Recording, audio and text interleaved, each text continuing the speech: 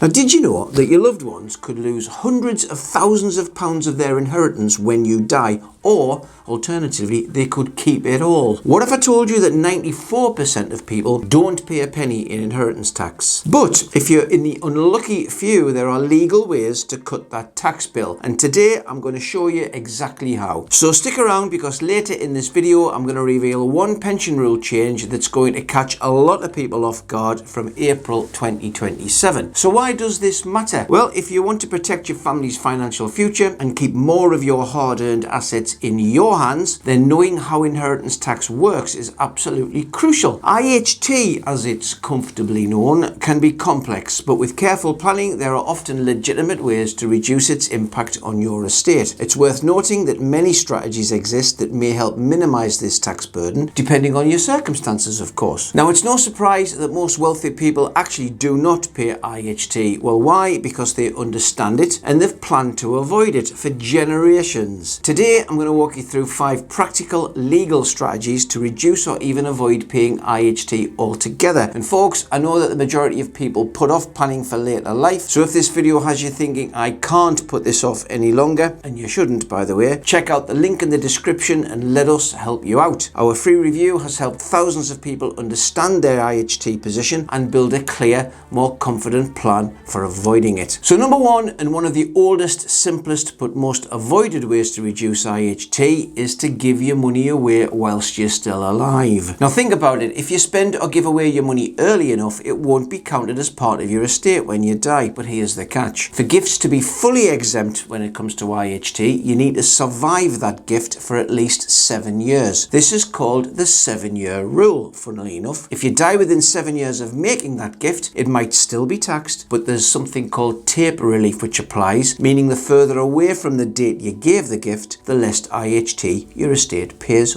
on that gift. Now, you're probably wondering, how much can I gift? First of all, you can actually give away as much as you want. There are no limits in general, though there are limits and rules in terms of how you gift the money and how it is treated in terms of IHT assessment. Let's look at a few specifics. Well, every tax year you can give up to £3,000 in total, and if you didn't use your £3,000 allowance last year, you can carry that forward for just 1 year. So potentially you could gift £6,000 in one tax year without it being subject to inheritance tax at all if you die. But that's not all. You can also give smaller gifts of up to £250 a person each year on top of that £3,000 allowance. So if you've got lots of relatives or friends or grandkids, for example, you can gift quite a bit without tax consequences. Going to a wedding, you can gift up to £1,000 tax-free to the happy couple. For your children, it's even more generous, up to £5,000 per year. The important thing is the gift must be made before the wedding, and the wedding has to take place, otherwise it could still count towards your estate. And here's something many people don't know. If you've got more income than you need to maintain your general standard of living, you can also make regular gifts out of your surplus income. And these can be completely free from inheritance tax with no need to survive the 7 years. There are a couple of conditions. The gifts must be regular, they must come from income, not from capital, and they must not impact your lifestyle. But for those with reliable income sources, this is a powerful and often underused exemption. One thing to remember, it's absolutely vital that all gifts are logged in case your estate value is challenged by HMRC after death. Now, on the flip side, if you make gifts over these limits and you pass away within 7 years, they may count towards your estate. But even then, taper relief can reduce the tax payable, which brings us to our next strategy. Have you ever wondered how married couples can maximize these allowances even more? Well, this is probably the big one. Anything you leave to your spouse or your civil partner is completely exempt from inheritance tax, no matter how big the amount. That means if you're married or in a civil partnership, your estate can pass entirely tax-free to your spouse. But it doesn't stop there. Your spouse can also inherit your unused inheritance tax allowances, which means they get to use their own allowances plus yours. This means a married couple can actually leave up to £1 million tax-free to their heirs. Let's put it into perspective with an example. Mr. and Mrs. Jones have a combined estate of £1 million. Mr. Jones passes away first and leaves everything to Mrs. Jones. His £325,000 personal allowance and his £175,000 residence nil rate band transfers to her unused allowances. Now, Mrs. Jones has double the allowance. She's got up to £1 million to pass on tax-free. When she eventually passes away, her estate and Mr. Jones' combined estate are protected from inheritance tax up to that £1 million threshold. This only works if you're legally married or in a civil partnership. If you're just living together, even if it's for years or decades, this exemption does not apply. So if you're cohabiting, you need to plan carefully, and here's something many don't realise. If you're widowed and you later remarry, you could potentially benefit from a third £325,000 allowance, but this isn't automatic. It requires careful planning and ensuring the correct claims are made. This can significantly increase the tax-free amount your family eventually inherits, and that brings us to our third strategy. If you plan to leave your home to your children or grandchildren, this can be a huge deal, because on top of the basic £325,000 IHT allowance, there's an extra main residence nil rate band or property allowance, and I mentioned that in the point before, and that's £175,000. Together, per person, that adds up to £500,000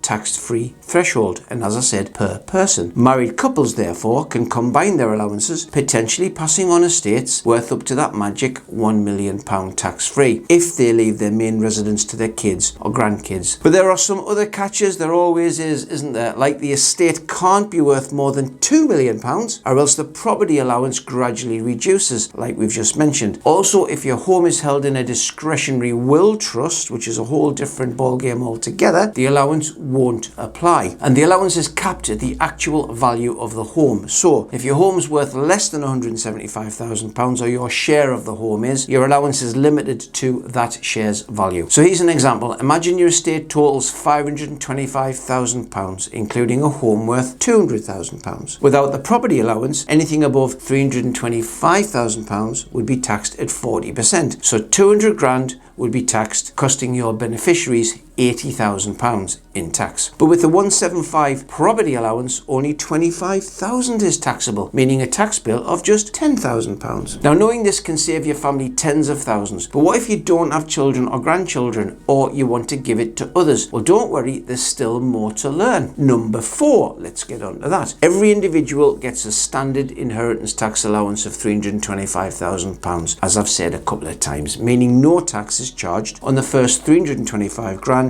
of your estate. That doesn't go to your spouse or civil partner, I should add. If your estate is below this threshold, well done, congratulations, one could say. There's no inheritance tax due. But what if it's higher? Well, the usual rate is 40% on everything above the threshold. But here's something that many don't know. If you leave at least 10% of your estate to charity, the inheritance tax rate on the rest may be reduced from 40% to 36%. And this is known as the charitable reduction rate. However, the rules can be complex on this, and they might depend on meeting certain eligibility criteria, so it's really important to get professional advice before you make any significant gifts in your will. Of course, the best strategy really is to not pay any IHT at all, but if it's unavoidable, leaving at least 10% to charity can be a smart move if you want to reduce the total amount of tax that's got to be paid. Now finally, let's talk about a potential change coming up. If proposed legislation goes ahead, pensions will be counted as part of your estate for inheritance tax calculation purposes. That's from April 2027 as is proposed. And up until now,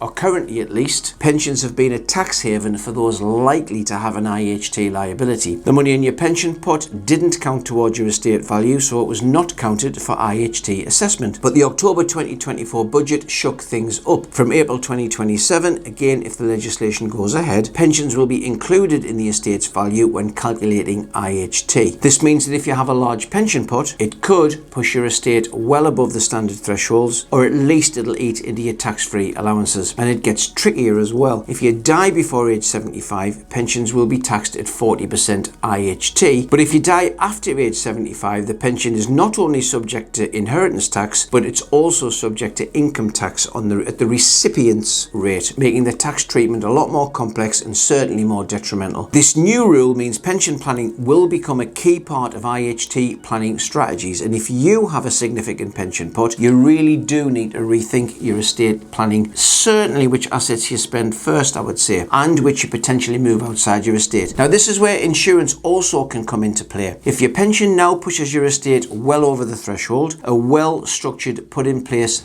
life policy can provide the funds to pay the tax without forcing your family to liquidate assets. So folks, please keep an eye out for this change. And if you want to get some advice on it now, although there's no need to do anything specific now, then come and talk to us. I have said that and thinking, if you want to put a life policy in place, it's actually better to do that sooner rather than later, because you're not going to get any healthier, I would imagine. And the more poorly you get as you get older, it's far more expensive to take that policy out. Just a bit of an aside there. Now, another strategy worth considering isn't about cutting the bill, but funding it. I've kind of covered that already, but I'll tell you a bit more. A whole of life insurance policy written in trust can provide the cash needed to pay your estate's tax liability. For example, if a couple expects a £300,000 IHT bill, a policy paying out on the second person to die could ensure the family doesn't have to sell assets or dip into savings to cover the tax. The premiums depend on age and health. I've kind of alluded to that already, but for many, it's a way to guarantee that the estate stays intact in terms of value, whilst HMRC also gets paid. Now, before we finish, let's tackle a question we hear a lot. If you're in your 50s or 60s, you probably know you might face inheritance tax, but you aren't ready to give away your assets just yet. Instead, you might be thinking about your parents, your aunts, uncles, older relatives. Now, from my experience doing this for 40 years, let's say, even into their 70s and 80s, many folks want to hold on to what they've worked really hard for, except maybe for worries about care home costs, and that's another YouTube video and chat altogether. But the big question is, how do you talk to your parents about this matter? It's sensitive, sometimes difficult to raise, you quite often get shut down. We understand that, but often people don't know if a plan exists, or worse, they find out too late that there isn't one. Sometimes they want to act but avoid the topic because no one's asked how they feel about it, and the result typically is unexpected tax bills, stress, delays, family disputes at a time which is already pretty tough. Now, did you know that inheritance tax must be paid before most of an estate is released to executors? Did you know that? Probably not. So how do you start the conversation? Well, we recommend starting early, gently and casually. Maybe mention you've read or seen something that got you thinking. Maybe mention you've watched a YouTube video. Don't make it about the money. Make it about what they want for their legacy. Many older clients do want to protect their wealth, and they also want to think about care home fees, and sometimes they want to think about how to avoid them. But sometimes giving money away is not easy for them at all. So discuss options like trusts that can protect the assets whilst the person giving the money can stay in control. Open the door without any pressure. Ask if they've spoken to anybody about protecting what they've built up, especially from inheritance tax. We love a good lawyer here at Reeves, and it's essential